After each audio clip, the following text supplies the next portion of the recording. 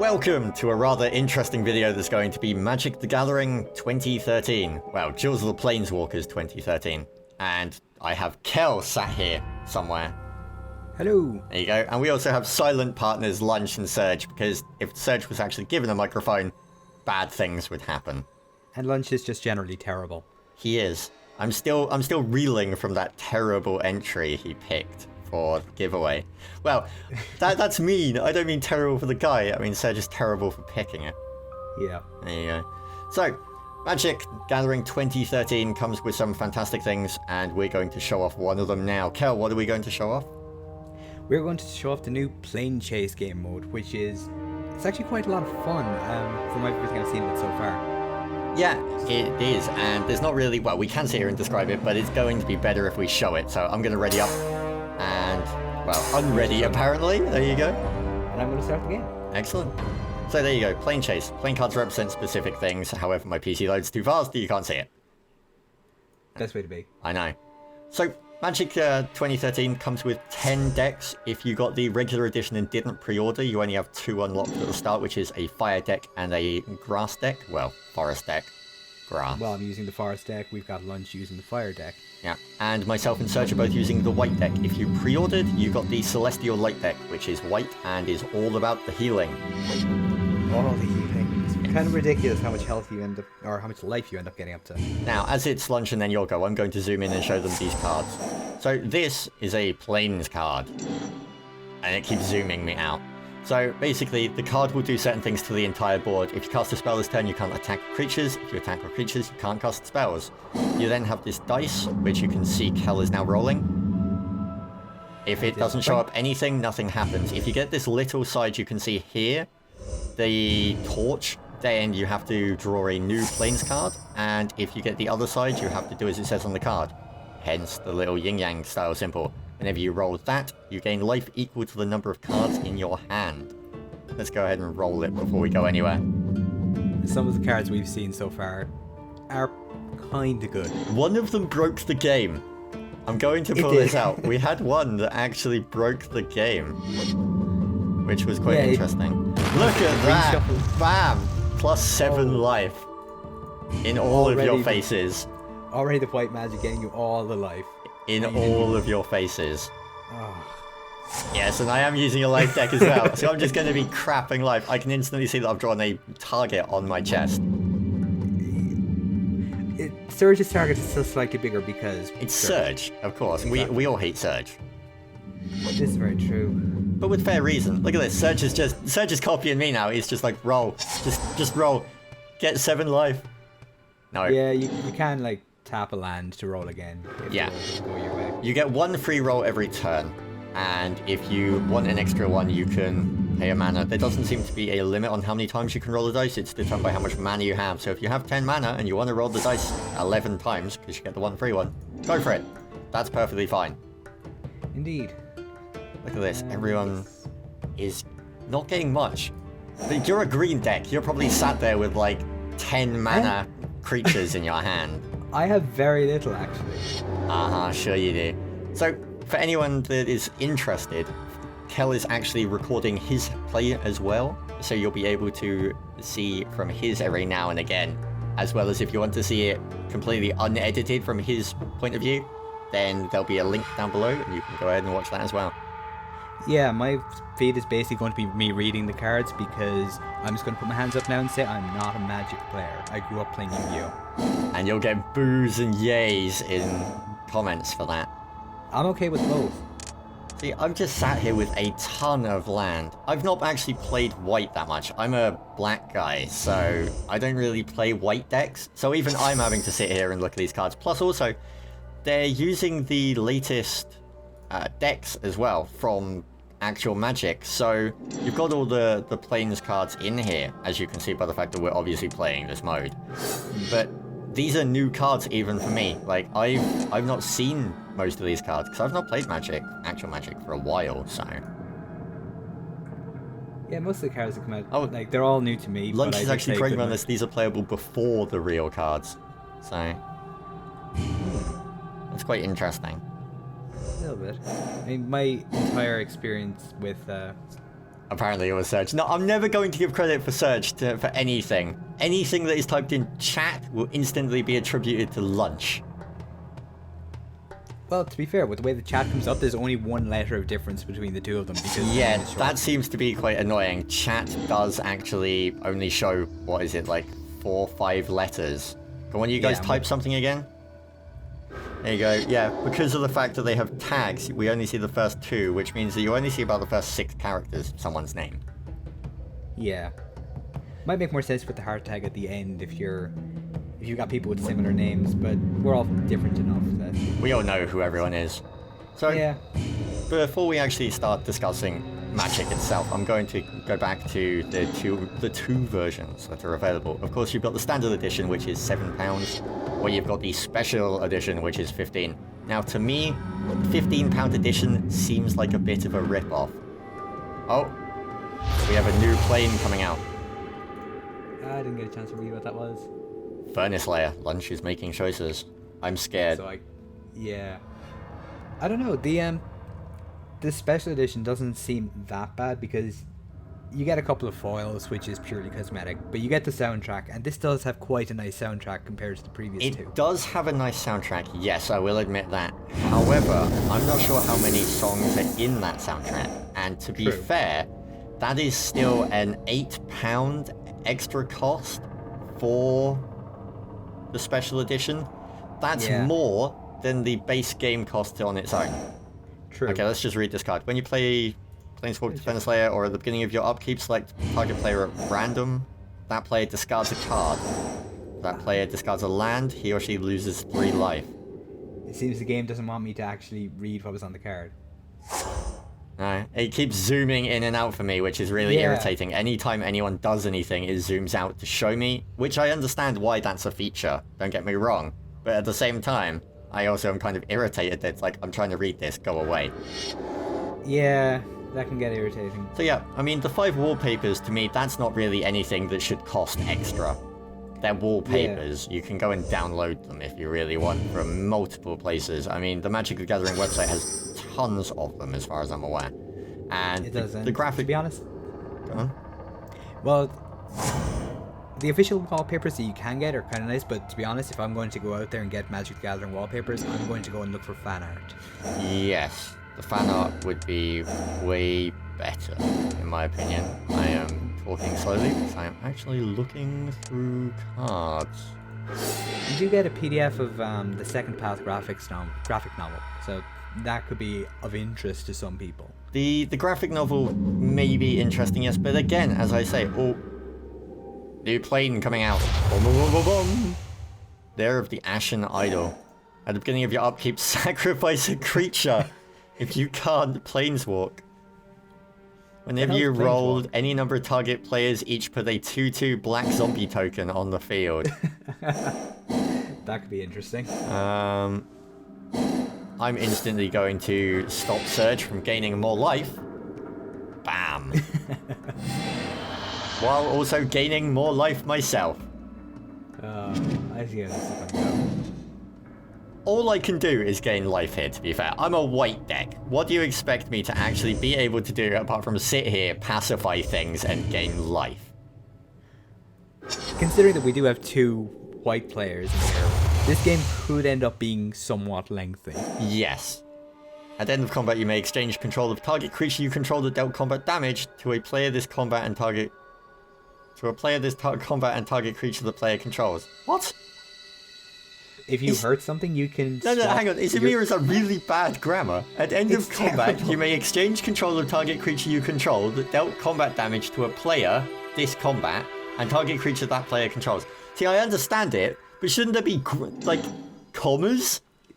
Have they not heard of periods? That's a running sentence, guys. That's a horrible running sentence.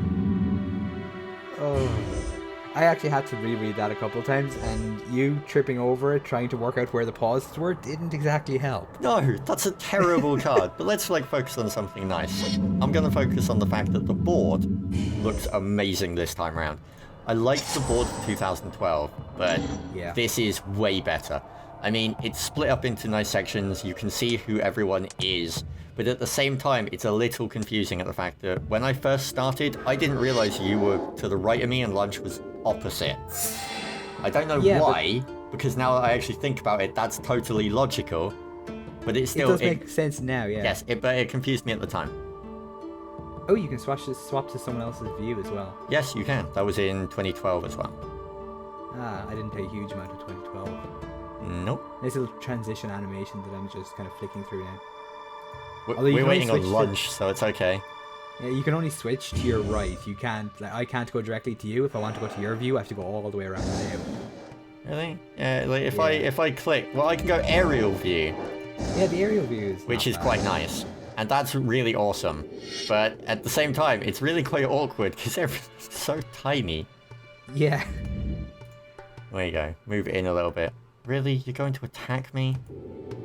Fine, I'll take it. I'll take it like a man. Yeah. Because you don't have a huge amount of life already compared to the rest of us. Yeah, because it's like he's going to hit me for what, 3 damage? He's also going to try and take my Soul Warden, I think. I have no idea. It's okay, you can take my Soul Warden.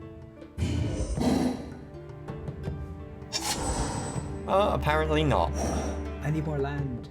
This is actually getting irritating now. Apparently... What do you mean that plane? Yes, that plane is confusing, but at the same time, it's really easy to understand once you actually put the grammar in for them. Just about. I'm gonna see if I can get a different. Nope, no different one for me. The dice is a no. Indeed. I can't figure out how to get this bloody Phoenix out of my graveyard. There we go. You are terrible. So, you mentioned the music, Count. Yeah. What do you think of it so far? I'm really liking it. It's just a nice ambient background music. But it's more detailed than previous ones. I mean, you played the original Planeswalker. I did, yeah. This is far and away the best soundtrack so far, in my opinion. Like, easily, I mean, just from the few games we've played. There's a lot of nice little intricacies to music, whereas in the first Planeswalker, it got bland after a while. I found you play 2 games and you've heard it all before. Yes. This is a case of the background music actually has detail to it as well. I think the song that we heard last time actually had choir voices in it. I didn't notice that. Yeah, I swear it did. But it's nice. It's soft enough to be background noise, while also detailed enough that it helps the game, in my opinion. Yeah, and it's something you could just sit down and listen to it while you're playing away. Yes. Without any problem. Yes. I'm curious to know what Surge is going to do on his turn. My entire goal for this is to see how long I can go without losing any life. Now Sorry, go on. I have no, like, delusions of winning. I just don't want to lose life before Surge goes below 20.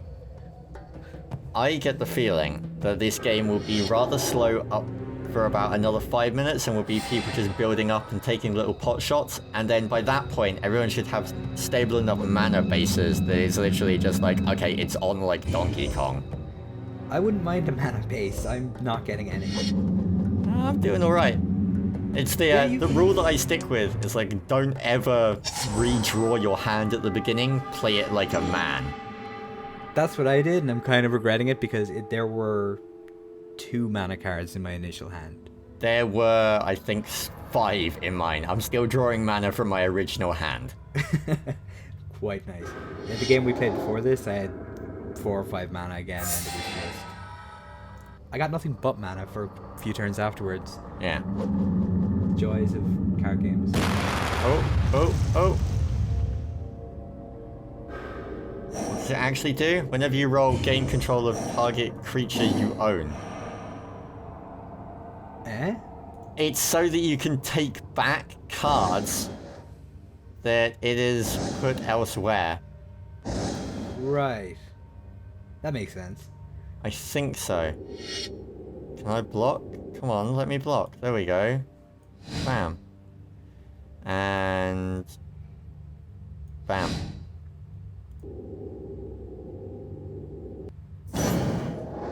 I'm happy with that. Not a bad trade. No, it's fine with me. And it's not like you're lacking in life. Nope. 32. It also killed off the Soul Warden, which was nice for me because it means that no one's going to be able to take control of it, and I've got enough life that, you know, I can happily survive without that one until a new one comes along. Yeah, that makes sense. Yes. So I bet we have some people that's out there looking at this going, I have no idea what's going on. I've never played Magic. And to be honest, I'm sitting here like that a little bit as well. when you planeswalk away from Orzhova, each player returns all creature cards from his or her graveyard to the battlefield. Ooh. Wow. That's kinda good. That's going to be slightly problematic. So the idea of Magic is you start with a hand of 7 and you end up having to play land, which is classed as mana, and then each card that you have is a mana cost, such as what you can see now, and then you fight to the death. You can choose to attack people, and then they either choose to block or they'll take the damage themselves. Each player has 20 life. The idea is to get that player to 0 life, and then you win the game. Woo! Or, in the case maybe in this, get everyone else to minus life. Or 0. I'm just going after Surge. It's fair, to be honest. I see it as a smart plan. Well, I figure you're probably one of the more threatening players because you've got more Magic experience. And if I can take Surge out, then I might last a little bit longer by not attacking you and invoking your Wrath. I don't know. Like, I've got nothing but white cards, so... Let's roll the dice. Nothing. Okay, then let's roll the dice again. You're just gonna burn all of your mana because there's nothing else you can do. Yeah, let's roll the dice again. Oh wow, I think it stacks cost-wise. Really? Yeah. So that last one costs 2? Yes, so every time you roll it, it costs an extra mana on top. So the first roll is 1, the second roll is... Well, the first roll is 3, second roll is 1, next roll is 2, then 3, and so on and so forth. Hence what the little counter means on it. That is how much you have to pay. That actually makes sense. Yes, it does. See, this is quite interesting, because I'm getting to play Magic from a different perspective that I've never played it from. So this whole mode to me is a fantastic idea. It's always nice to, when you get a card game that has these alternate modes, because it does spice things up a little bit, especially when you've got a 4-way game like this one. Yes. Surge, hurry up. Stop your evil plots and schemes. Silence has fallen over the battlefield. Oh, there we go. It's gone. It's gone. Ah, Bloodhill Bastion. I remember this one. Whenever a creature enters the battlefield, it gains double strike and haste until end of turn. Lunch seems happy over that prospect. Yes, because Lunch now has double strike and haste on all of his creatures. However, it just ended, so... Yeah, but he might end up putting something down or re-rolling a few times to exile and return a card, so it'll get double strike and haste. Ruby Medallion. It seems to me that all of these decks run on cards that are your stuff cost 1 less to play. Which is something that I never saw a lot of when actually playing Magic in person. The online decks really seem to love those cards. There's nothing wrong with them, to be fair. It just makes things happen generally 1 turn faster than they otherwise would, so it keeps the pace of the game up. Yeah, I think that's what it is.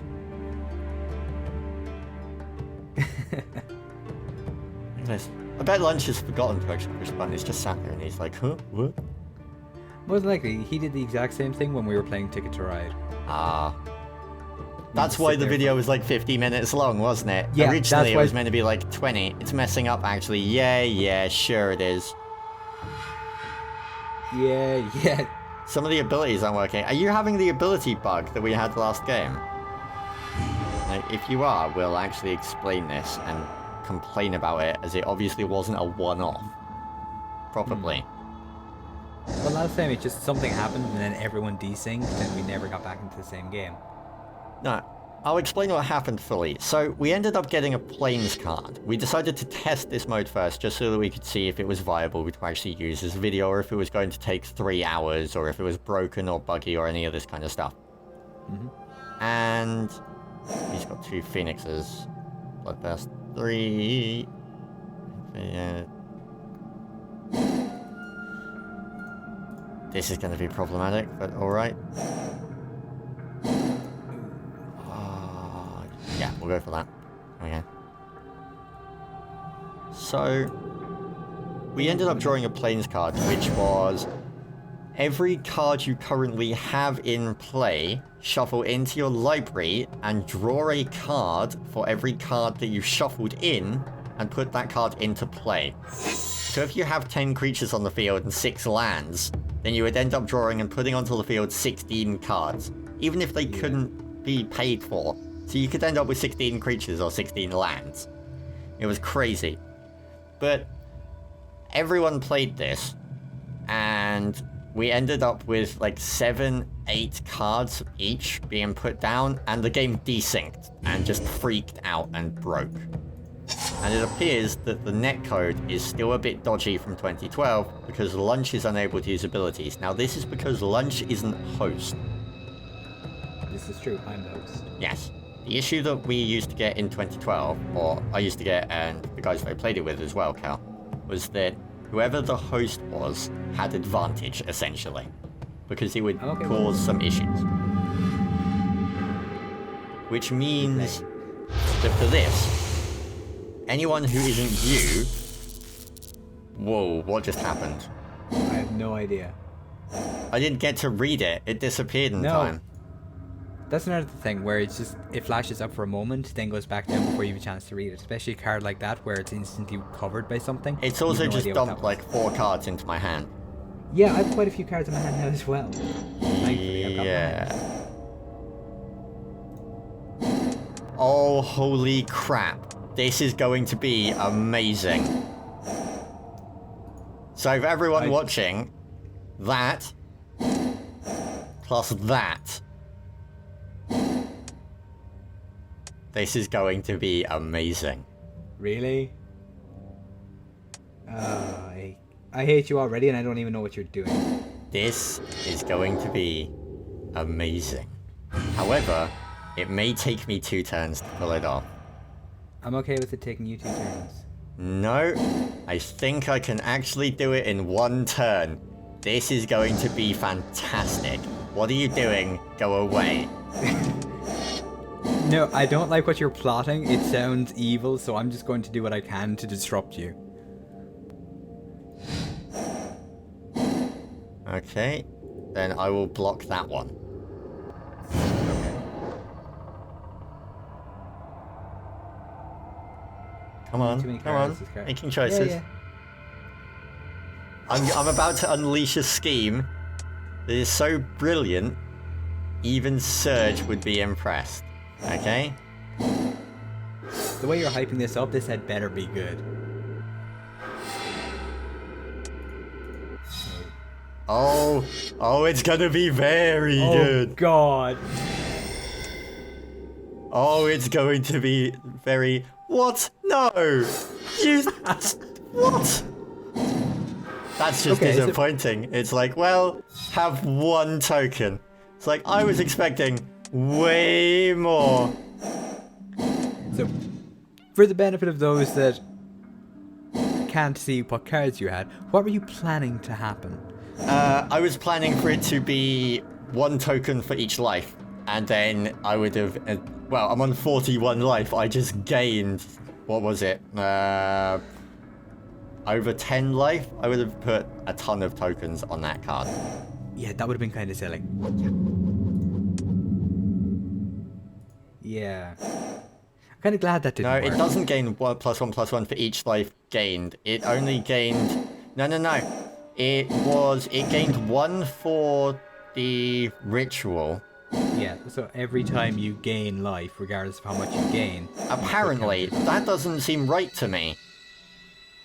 The way it's worded, that's the way it sounds like. Whenever you gain life, you get a token. It's not you get 1 token for each life gained. That I would argue. Well, that's the way the game's going. Game is the rules lawyer in this situation. Remind me never to play Magic with you on an actual table, because I am disappointed right now. I am truly disappointed, and I don't know who to attack. I'm sat here and it's like, Lunch is threatening. Lunch is threatening. Surge is getting rather big for his britches as well. Yeah. Well, I'm just kind of thinking Lunch can't use some of his tap abilities anyway, so you might as well just put him out of his misery. I'm thinking Lunch. I have declared war on the Lunch Nation. This may cause me some problems. I just want more land. I don't care about anything else, I just want land. I just want more life. You've enough life, thanks. I want more life. Oh. Okay. Yeah, I definitely need more land. I didn't read that ability right the first time. Thanks, Surge. Dear God. So you're just going to progressively get more and more out of control. This is a valid point. I should keep Surge in this game as long as I possibly can. Because he's causing you to gain life? Yes. Dear God. I really hope this caps somewhere, or you get so many tokens that the game just explodes. I love how Lunch is just like, what are you doing? Stop it! Everything's just gone. Yeah. Oh yes! Board reset. Thank God for that. That's a little disappointing. Ooh, have you So checked what do we got that? now? If a creature you control would untap during your untap step, put 2 1/1 counters on it instead. Whenever you roll, untap each creature you control. Fair enough. Yeah, so if you've got the mana for it, you could, in theory, attack multiple times. Yes. So we're approaching the 30-minute mark now, just for you guys. Wow. And we are still going strong. Yeah, and everything just reset, so we might be here for another 30.